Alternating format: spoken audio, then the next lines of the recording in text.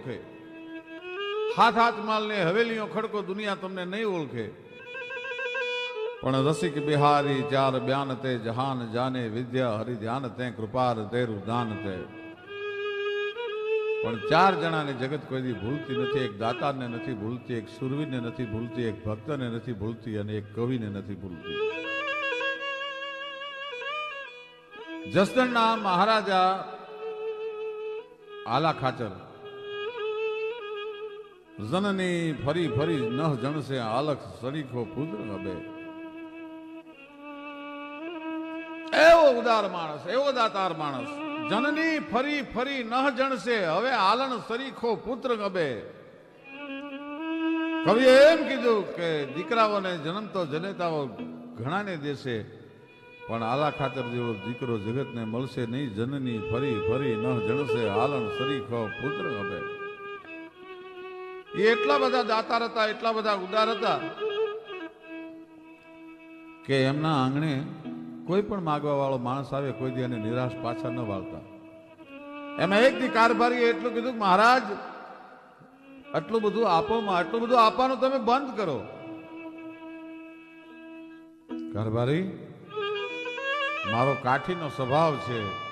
કાઠી આભરણ ધરણ sir કાઠી, કાઠી અસરણ શરણ કહાય, કર્ણ જસા દાટા નપ કાઠી, ધન કાઠી હત ભૂત ધરાય. અરે કાઠીને પડે જઈ કહાલો, તેજ કળા મુખ ચડે તદી, અને હાર્યા ત્રણો ઈરાદો હાડે, કાઠી વર્ણને નોય કદી. હું એવા કુળમાં જન્મેલો છું. મહારાજ એ બધી વાત સાચી, પણ આપણી પાસે ગોળ હોય ને ત્યાં સુધી માખીઓ આવે, પછી જગત નહીં બોલાવે તમને. એમ ગોળ હોય ત્યાં સુધી માખીઓ આવે તો હા બાપુ, ગોળ હોય ત્યાં સુધી માખીઓ આવે. ભલે ભાઈ. એમાં એક દી અડધી રાતે આલા ખાચરને વિચાર આવ્યો અને પોતાના કારભારીને બોલાવ્યા. કારભારી, તમે ઘણીવાર મને કરકસ કરવાનું કહો છો, ઓછું આપવાની વાત કરો છો. ઘણીવાર તમે મને એવું કહો છો ગોળ હોય તો માખીઓ આવે. હા બાપુ, એ તો દુનિયાનો નિયમ છે, ગોળ હોય તો માખીઓ આવે. આમ કરીને આમ આલા ખાચરે રૂમાલને ઊંચો કર્યો અને થાળમાં ગોળની ભેલી મૂકેલી હતી. અને આલા ખાચરે કારભારીને કીધું, લ્યો કારભારી, આ ગોળ છે, માખીઓ લાવી દો. કે બાપુ, એ તો દિવસે માખીઓ આવે. તો કે ભલા માણા, મારો દિવસ છે ને ત્યારે દુનિયા આવે છે, બાકી એમનામ નથી આવતી. આવે આશ કરકે નિરાશ ના ફિરાના, કબू ग्रास ग्रास हिमे भाग सबको गिन लीजियो, साहेबी हमारी ऐसी जगत में रहेगी सदा, ऐसा अभिमान कबू चित में न कीजियो. बेशक संबंध है न आंख बंद हुए बाद, राम नाम रखो याद सदगुण से रीजियो. पिंगल भनंत नाही खीजियो के किसी के पर, अने दिया जो खुदा ने तो कसु दिनन को दीजियो. अरे दिया है खुदा ने खूब खुशी कर ग्वाल कवि, लेना देना खाना पीना वही रह जाना है.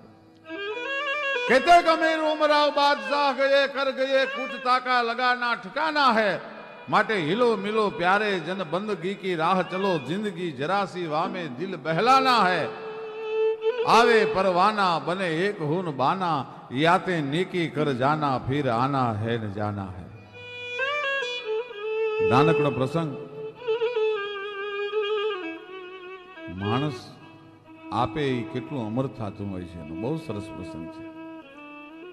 રાંડી રોળાનો પારકી મજૂરીઓ કરી કરીને ઉજેરીને દીકરાને મોટો કરેલો. 22 વર્ષનો દીકરો થયો. માં,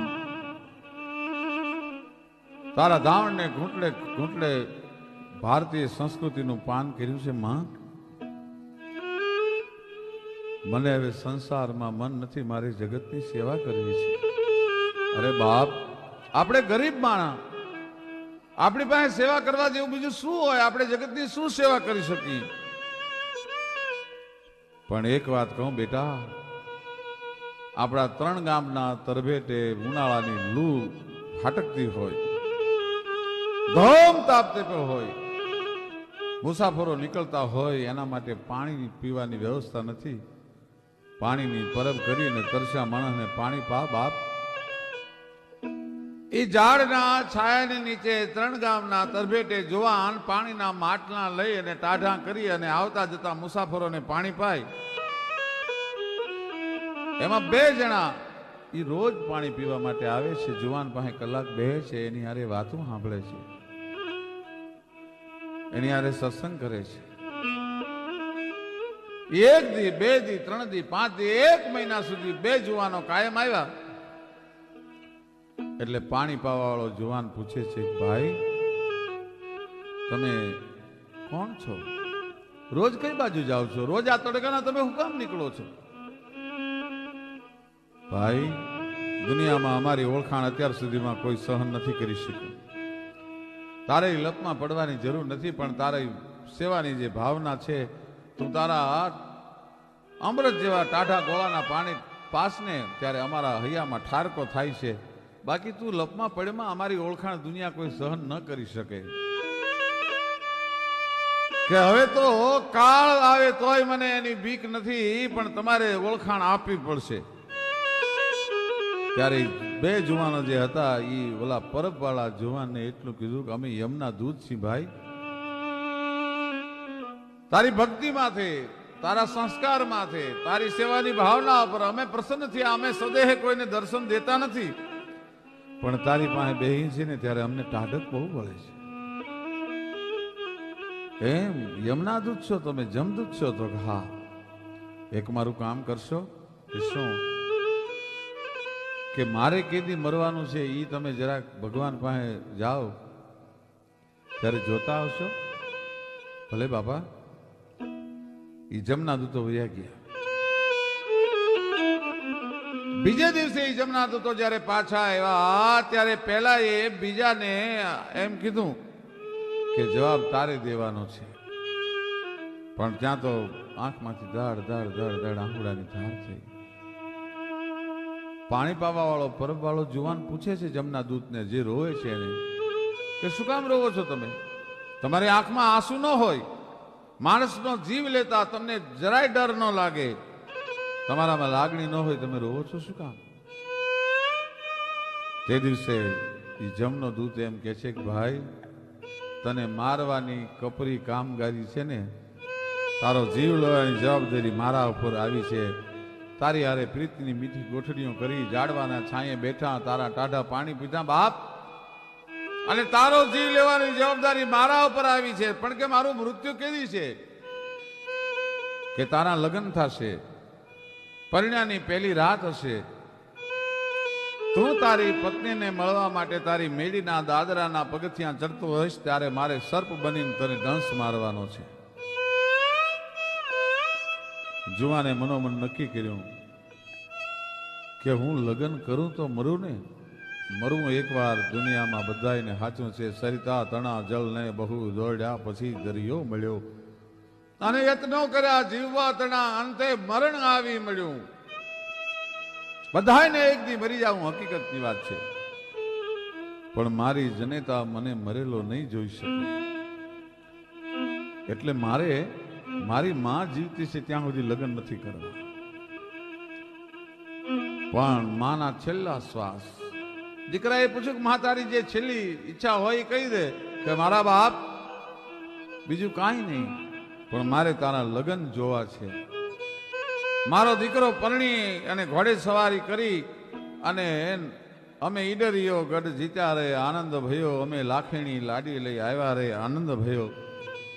મારો દીકરો પરણીને આવતો હોય, લાખેણી લાડી ઘરમાં આવી હોય, એ આવી ને આ જે તારા અવાવરું ઓરડા છે ને ઉજાલતી હોય એ જોવાનો મને છેલ્લો હૈયામાં હરખ છે. મારા બાપ તું લગ્ન નહીં કરતો, મારા આત્માને શાંતિ નહીં થાય.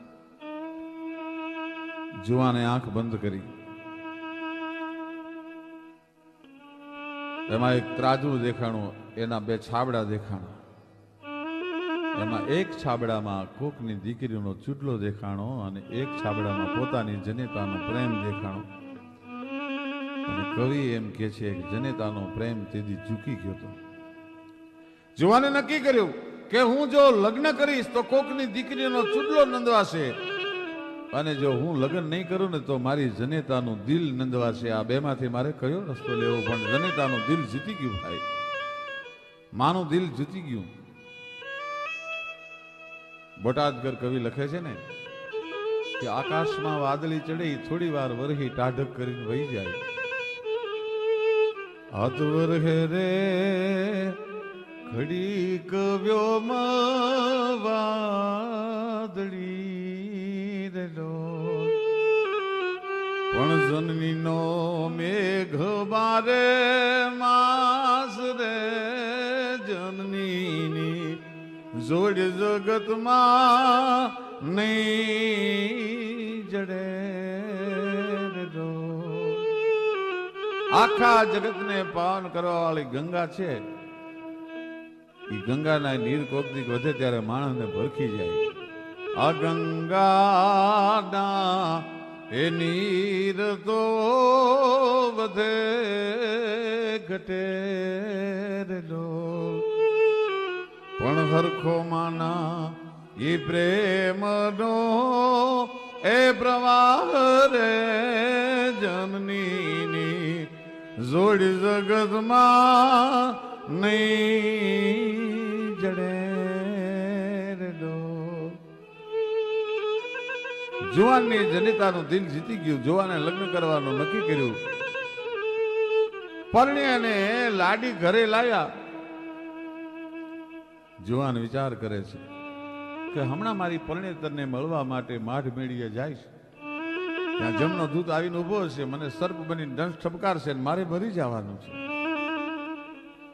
હમણાં કોકની દીકરીનો ચૂડલો નંદવાઈ જવાનો છે. એના કંકુના એના સેથાના કંકુ પુહાઈ જવાના છે.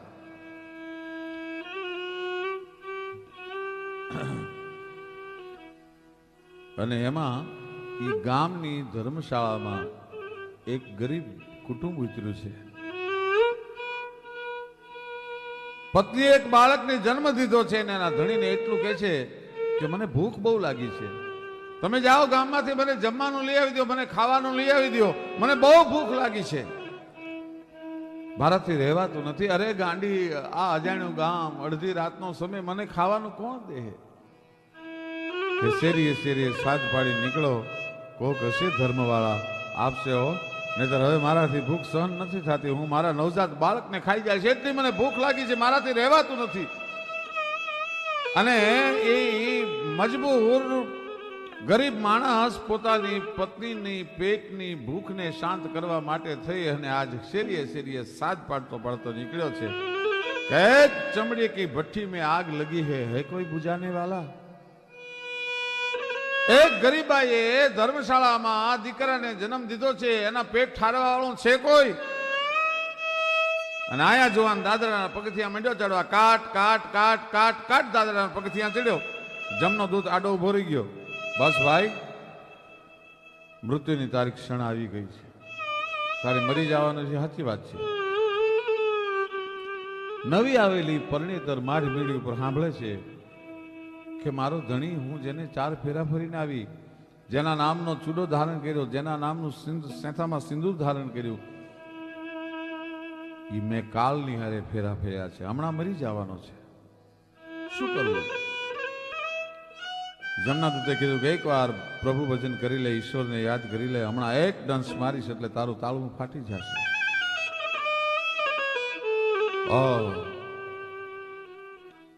ભોજનના 2 થાળ લઈ અને મારી બેડીની માથે બેઠી છે. એ રાહ જોવે છે, હમણાં આવશે, પણ તો આવે છે એ તો કાળ છે, હમણાં તો દાદરાની માથે મરી જવાનો છે. ને એમાં ઓલો ગરીબ માણસ નીકળ્યો કે ચમડી કી ભઠ્ઠી में आग लगे है कोई बुझाने वाला? एक चमड़े की भट्टी में आग लगे है कोई बुझाने वाला? બાઈ ને એમ થયું કે હમણાં રાંધેલા રજળી જવાના છે, આ ભોજનના થાળ પડ્યા રહેવાના છે, મારે શું કરવું? એ ગરીબ માણસને પોતાના ભોજનના 2 થાળ છે એ બાઈ આપી દીધા.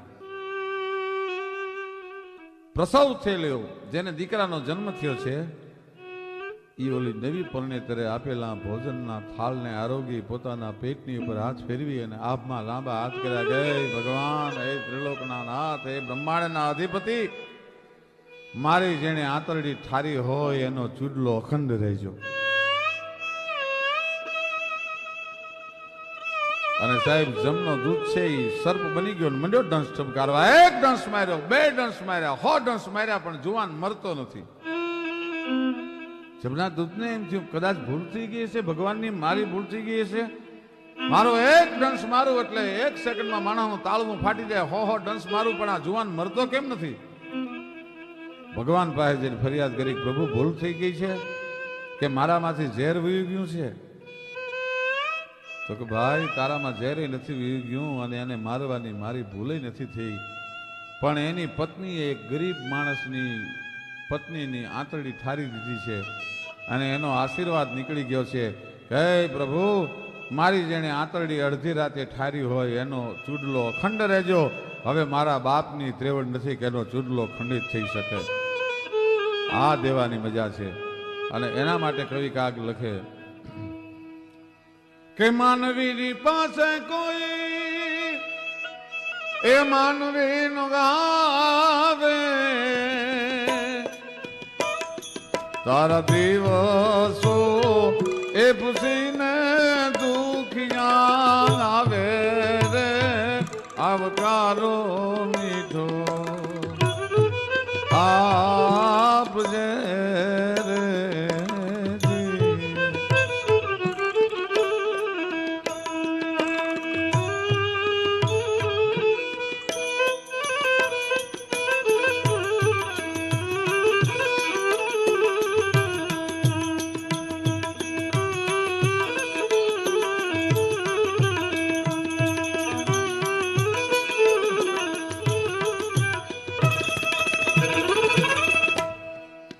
કાગને પાણી પાજે, ભેળો બેગી ખાજે,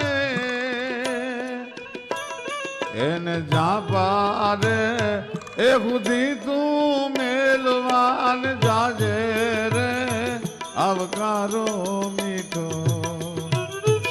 આપજે રે. એને જાપારે એ ખુદી તું ભલાવાન જાજે રે. આવકારો મીઠો.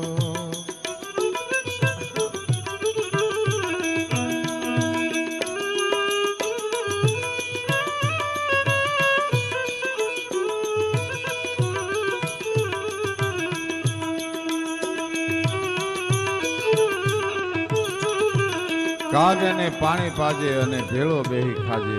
તારા આંગણે દુખ્યો ફરિયાદ કરવા આવે ને ત્યારે પહેલા એને જમાડજે, એને પાણી પાજે અને પછી એને જાપા સુધી મેલવા જાજે. શું કામ? નાનો માણસ હશે, દુખ્યો માણસ હશે, કુટુંબની વચ્ચે એના હૈયાની વાતને નહીં કરી શકે, પણ એને મૂકવા માટે તું જ્યારે પાદર જઈશ ને ત્યારે એને એકાંત મળશે ને તો એના હૃદયની વાત તને કરી શકશે.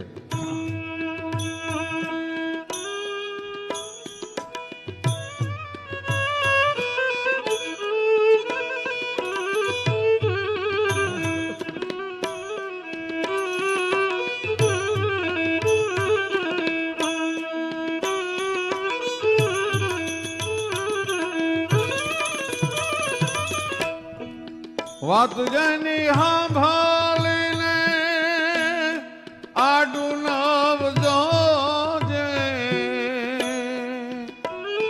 એને ધીરે રે એ ધીરે તું બોલવાન દેજે રે. આવકારો મીઠો આપજે રે. તારા ગાંગણિયા એ પૂછીને કોઈ જોન ગાવે રે. આવકારો મીઠો આપજે રે.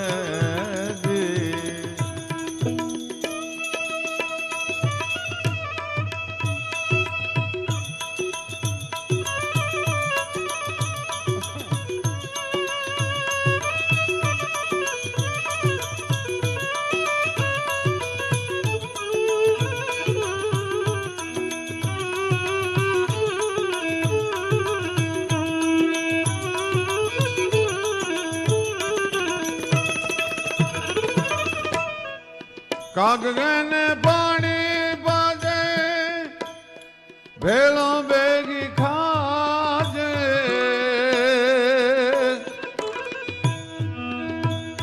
એને જાપારે એ ખુદી તું મેલવાન જાજે રે અવતારો મીઠો આપજે રે જી તારા આંગણિયા એ પૂછી